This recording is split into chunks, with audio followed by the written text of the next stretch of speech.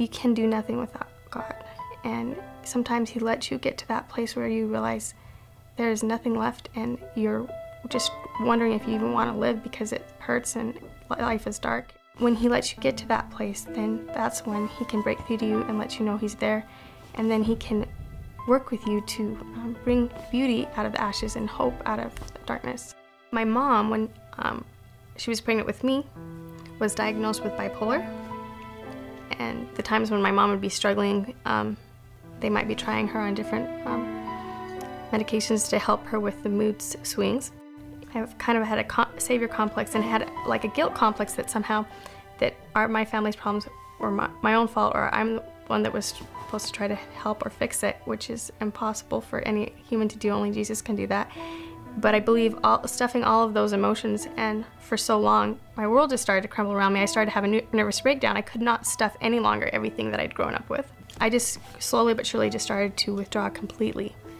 And it got to the extent where I was like a prisoner of my own house, of my own fears. And if it wasn't for my mom making me come out of the basement and sometimes, you know, making me eat, I would just stay down in my room in the basement. And I remember how awful that darkness was and how terrible it is to live without hope. I can still feel that in my throat and my heart. I remember what that feels like.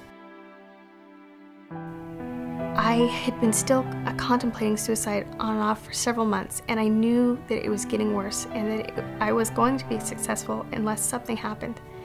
And, you know, just trying to talk to yourself out of it every day, but still it just always being there, haunting me.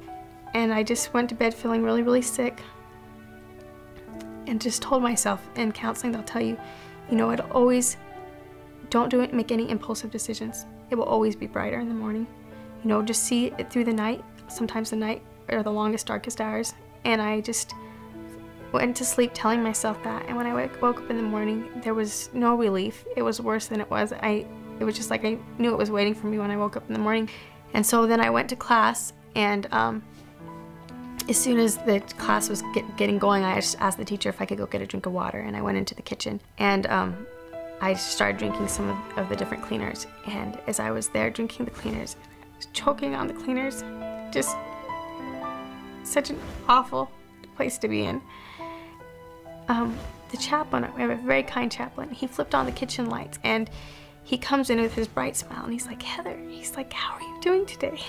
And I'm like, you know, I'm killing myself. And I look at his face and I cannot lie to him. He's such a kind man. I just look at him and I just start sobbing.